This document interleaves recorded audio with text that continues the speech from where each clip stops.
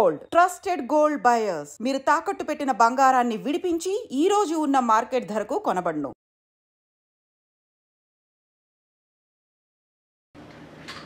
Sugar వ్యాధిగ్రస్తుల్లో ఎక్కువగా గుండెకు సంబంధించిన సమస్యలు చూస్తూ ఉంటాం. కొంతమందికి అది ప్రాణాంతకం కూడా కావచ్చు. అయితే ఎందుకు ఇలా జరుగుతుంది, దీనికి కారణాలు అండ్ సొల్యూషన్స్ ఏంటి, దీని గురించి డాక్టర్ కపిల్ ఉన్నారు, ప్రముఖ కార్డియాలజిస్ట్ అపోలోలో. వారిని అడిగి మరిన్ని వివరాలు తెలుసుకుందాం. నమస్తే సార్. నమస్తే అండి. కపిల్ గారు, మనం ఇంతకుముందు గుండెకు సంబంధించి చాలా సమస్యల గురించి మాట్లాడుకున్నాము. అయితే ఇప్పుడు ప్రతి 10 మందిలో 5గురికి ఈజీగా డయాబెటిక్ ఉంది. సో చాలామంది ఏంటంటే మాకు డయాబెటిక్ వచ్చింది అని అంటే మాకు ఇంకా హార్ట్కి సంబంధించిన ప్రాబ్లమ్స్ కూడా ఇంకా వస్తాయి అన్న భయంలో ఉంటారు. అండ్ మనం చూస్తున్న కేసెస్లో కూడా చాలా వరకు హార్ట్ ప్రాబ్లమ్స్ ఉన్న వాళ్ళకి డయాబెటిక్ కూడా ఉంటుంది. ఎందుకంటారు ఇట్లా? డయాబెటిస్ అనేది ఒక లైఫ్ స్టైల్ డిసీజ్ అండి. It's like part of it is genetic. కొంతమందిలో జన్యుపరంగా పేరెంట్స్ ఇద్దరు డయాబెటిస్కి గురి అయ్యి ఉంటే పిల్లల్లో 15 to 30% ఛాన్స్ దట్ వాళ్ళకు కూడా డయాబెటీస్ వచ్చే అవకాశం ఉంటుంది. బట్ మిగతా 70 to 80% వాళ్ళల్లో డయాబెటీస్కి రీజన్ వాళ్ళ life style. So life style అనగానే మనము ఎంతైతే ఆహారం తీసుకుంటున్నామో, ఎన్ని క్యాలరీస్ అయితే ఆహారం తీసుకుంటున్నామో అంత క్యాలరీస్ మనం ఒకవేళ బర్న్ చేయకుంటే దానివల్ల మెల్లిమెల్లిగా ఉబకాయము, అబ్డామినల్ ఒబేసిటీ ఇవన్నీ స్టార్ట్ అయ్యి ఇన్సులిన్ రెసిస్టెన్స్లోకి వెళ్తుంది. దీన్ని గ్రాస్గా చెప్పాలంటే మెటబాలిక్ సిండ్రోమ్ అని అంటారు. సో దాంట్లో షుగర్ లెవెల్స్, తర్వాత కొలెస్ట్రాల్ పెరగడము, తర్వాత బీపీ పెరగడము, నడుము దగ్గర కొవ్వు చేరుకోవడం, ఇలాంటివన్నీ జరగడం వల్ల వాళ్ళు ఇన్సులిన్ రెసిస్టెన్స్, ఇంటాలరెన్స్కి, గ్లూకోజ్ ఇంటాలరెన్స్, ఇన్సులిన్ రెసిస్టెన్స్ స్టేట్లోకి వెళ్తారు. అలా వెళ్ళడం వల్ల వాళ్ళు డయాబెటీస్కి దగ్గరవుతారు, ప్రీ డయాబెటిక్ స్టేట్కి వెళ్తారు. సో డయాబెటీస్ ఉన్న వాళ్ళలో గుండె జబ్బులు, రక్తనాళాల్లో బ్లాక్స్ వచ్చే అవకాశం చాలా ఎక్కువ కంపేర్ టు జనరల్ పాపులేషన్. ఎవరికైతే డయాబెటీస్ లేదో వాళ్ళకంటే వీళ్ళలో చాలా ఎక్కువ. ఈ డయాబెటీస్ అనేది ఒంటరిగా రాదండి, దాంతోపాటు కొలెస్ట్రాల్ని కూడా తీసుకొస్తుంది. డయాబెటీస్ ఉన్న వాళ్ళలో ఎల్డిఎల్ కొలెస్ట్రాల్ రసాయన మార్పులు జరిగి ఆక్సిడైజ్డ్ ఎల్డిఎల్ అనే ఒక రకమైన ఎల్డిఎల్ తయారవుతుంది. అది మోర్ అథెరోజెనిక్. సేమ్ లెవెల్, ఇప్పుడు సపోజ్ నాన్ డయాబెటిక్ వాళ్ళలో కొలెస్ట్రాల్, బ్యాడ్ కొలెస్ట్రాల్ అనేది సపోజ్ 70-80 ఉంది. వీళ్ళలో ఆ 70-80కే ఎక్కువ అథెరోజెనిసిటీ ఉంటుంది. అంటే same level of bad cholesterol diabetics, non diabetics చూస్తే డయాబెటిక్స్లో ఆ ఎల్డిఎల్ అనేది కంట్రోల్ ఉన్న ఆ ఎల్డిఎల్లో మార్పు ఉండి అది ఎక్కువగా బ్లాక్స్ని క్రియేట్ చేసే అవకాశం ఉంటుంది. So lifestyle changes, strict diabetic control, షుగర్స్ని బాగా కంట్రోల్ చేయడం, దాంతోపాటు కొలెస్ట్రాల్ని కూడా కంట్రోల్ చేయడం వల్ల షుగర్ వ్యాధిగ్రస్తుల్లో గుండె జబ్బు రాకుండా జాగ్రత్తలు తీసుకోగలము. కొంతమందిలో మేము యాంజియోగ్రామ్స్ అవి చూస్తూ ఉంటాం. 70 years పీపుల్లో 20 years డయాబెటీస్ ఉంటుంది, బట్ వాళ్ళ డయాబెటీస్ చాలా బాగా కంట్రోల్ చేస్తారు. అలాంటి వాళ్ళలో ఒక్కొక్కసారి రక్తనాళాలు యాంజియోగ్రామ్లో చాలా ప్రిస్టీన్గా బాగా ఉంటాయి. కొంతమంది 5 years డయాబెటీసే ఉంటుంది, కానీ uncontrolled sugars, obesity, higher LDL వీళ్ళల్లో యాంజియో చేస్తే ఒక్కొక్కసారి సమ్టైమ్స్ మల్టిపుల్ బ్లాక్స్ రావచ్చు.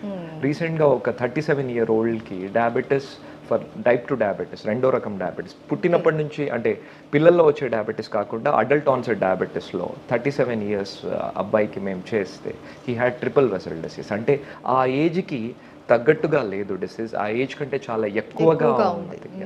So diabetes is definitely very important risk factor for the development of heart disease అండి. సో అందుకోసమే డయాబెటీస్ ఉన్నవాళ్ళు అధైర్యపడకుండా strict diabetes control and lifestyle changes అనేవి చాలా ఇంపార్టెంట్. ఈ ఒక్క స్టేట్మెంట్ నేను అందరికీ చెప్పదలుచుకున్నాను. Diabetes is a lifestyle disease. So మీరు ట్యాబ్లెట్స్ మింగుతూ ఉన్నారు, బట్ లైఫ్ స్టైల్ని మీరు మార్చట్లేదు అంటే అది పైన మాత్రమే ట్రీట్ చేస్తున్నట్టు, మీరు ఇన్ డెప్త్లో ట్రీట్మెంట్ జరగట్లేదు. ట్యాబ్లెట్స్ తీసుకుంటే ట్యాబ్లెట్స్ తగ్గిస్తాయి, బట్ మీ ఒరిజినల్ స్వరూపం లోపల అలానే ఉంది అంటే మీ డైట్ మీరు చేంజ్ చేయలేరు, మీ ఎక్సర్సైజ్ పెంచట్లేదు డ్యూరేషన్, మీ స్ట్రెస్ని తగ్గించుకోవట్లేదు అంటే డెఫినెట్గా ప్రోగ్రెసివ్గా మీకు ఇంజురీ జరుగుతూనే ఉంటుంది. సో డయాబెటీస్ ఉన్న వాళ్ళు జాగ్రత్తలు ఖచ్చితంగా తీసుకోవాలి. రెగ్యులర్ చెకప్స్ కూడా ఇంపార్టెంట్ అండి. అంటే రెగ్యులర్గా మనం ఎలాంటి చెకప్స్ చేయించుకోవాలి, ఎప్పుడెప్పుడు చేయించుకోవాలి? 5 years into diabetes if they are అంటే వాళ్ళలో షుగర్స్ అనేవి బాగా కంట్రోల్ ఉన్నాయంటే yearly once cardiology visit is enough అండి. But other risk factors add అవుతున్నాయి అనుకోండి, డయాబెటీస్ మాత్రమే ఉంటే yearly once cardiac checkup is enough అండి. ఇది ఏంటంటే దేశంకి మారుతుంటుంది, కంట్రీకి వాళ్ళ గైడ్ లైన్స్ మారుతుంటాయి. బట్ ఇండియన్ కాంటెక్స్లో only diabetes, rest of all the things are normal. 1 year ఒక్కొక్కసారి గుండెకి సంబంధించిన టెస్టులు, ట్రెడ్మిల్ కానీ, స్ట్రెస్ టెస్ట్ కానీ, బేస్ లైన్ ఈసీజీ కానీ చేసుకుంటే చాలు. ఒకవేళ డయాబెటీస్ కంట్రోల్ అనేది సరిగా లేదనుకోండి, ఇంకొంచెం ఫ్రీక్వెంట్గా అట్లీస్ట్ 6 months దీంట్లో ఉండాలి. వాళ్ళలో గుండెకి సంబంధించిన సిమ్టమ్స్ గురించి ఎడ్యుకేట్ చేయడం అనేది చాలా ఇంపార్టెంట్. డయాబెటీస్ ఉన్న వాళ్ళలో బ్రెత్లెస్నెస్ ఆన్ ఎఫర్ట్, నడిస్తే ఆయాసపడడం, ఇన్ని రోజులు లేని నడిస్తే ఆయాసపడడం రావడము, మెట్లెక్కితే ఆయాసపడము, త్వరగా అలసిపోయినట్టుగా ఉండడము, ఇలాంటివి ఉంటే త్వరగా డాక్టర్ని కలవాలి. ఇలాంటివి లేదు అంటే at least 6 monthly, even if your sugars are not control, 6 monthsకి ఒకసారి కలిస్తే చాలు. But yearly once for every one అండి. After 40, it is like everyone, even if they don't have diabetes, it is better to get evaluated yearly once. చాలా మంది ఏంటంటే sugar ఉన్న వాళ్ళకి, హార్ట్ ప్రాబ్లం ఉన్న వాళ్ళల్లో స్టంట్ వేయడం కానీ, లేకపోతే హార్ట్కి సంబంధించి ఏదైనా సర్జరీ జరగడం కానీ ఇలా జరిగినప్పుడు వాళ్ళు కోలుకోవడం కూడా చాలా లేటుగా అవుతుంది డయాబెటిక్ లేని వాళ్ళతో కంపేర్ చేస్తే అనేసి అంటూ ఉంటారు. సో అలాంటప్పుడు మనం ఏం చేయాలి, ఎలాంటి జాగ్రత్తలు తీసుకోవాలి, ఇంకా ఎక్కువ ఏమైనా ప్రికాషన్స్ తీసుకోవాల్సి ఉంటుందా? సో డయాబెటీస్ ఉన్న వాళ్ళలో యూజువలీ మాకు యాంజియోస్ చేస్తే, డయాబెటీస్ ఉన్న వాళ్ళలో యాంజియోగ్రామ్కి నాన్ డయాబెటిక్ పేషెంట్స్లో ఉన్న యాంజియోగ్రామ్స్కి సింపుల్ తేడా ఉన్నాయండి. డయాబెటీస్ ఉన్న వాళ్ళలో యూజువలీ డిఫ్యూజ్ డిసీజ్ అంటాం. అంటే ఏంటంటే చాలా ఏరియాల్లో డిసీజ్ ఉంటుంది, డిస్క్రీట్ కాకుండా ఇక్కడ మాత్రమే కాదు చాలా ఏరియాలో డిసీజ్ ఉంటుంది. దాన్ని డిఫ్యూజ్ డిసీజ్ అంటూ ఉంటాం. మల్టిపుల్ బ్లాక్స్ ఉంటాయి, మల్టిపుల్ ఆర్టరీస్ ఇన్వాల్వ్ ఉంటాయి.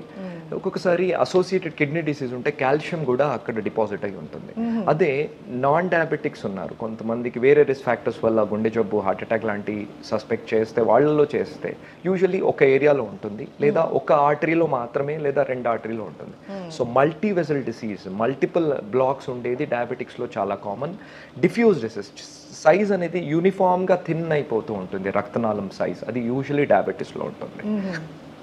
డయాబెటీస్ అండ్ ఫీమేల్ జెండర్ అండి, ఆడవాళ్ళలో diabetes with obesity is not a good combination. వాళ్ళల్లో పర్టికులర్లీ పోస్ట్ మెనోపాజల్, నెలసరి ఆగిపోయిన తర్వాత వాళ్ళల్లో ఈ డయాబెటీస్ ఉండి, ఉభయకాయం ఉండి 50 సంవత్సరాలు దాటిన ఆడవాళ్ళల్లో యూజువల్లీ డిసీజ్ అనేది చాలా డిఫ్యూజ్గా ఉండే అవకాశం ఉంటుంది. సో జాగ్రత్తల పరంగా వస్తే మనం ఇంతకుముందు డిస్కస్ చేసినట్టుగా రెగ్యులర్ చెకప్స్ అవి చేసుకోవాలి. స్టెంటింగ్ తర్వాత ఇంకా స్ట్రిక్ట్ బ్లడ్ షుగర్ కంట్రోల్ అనేది చాలా ఇంపార్టెంట్.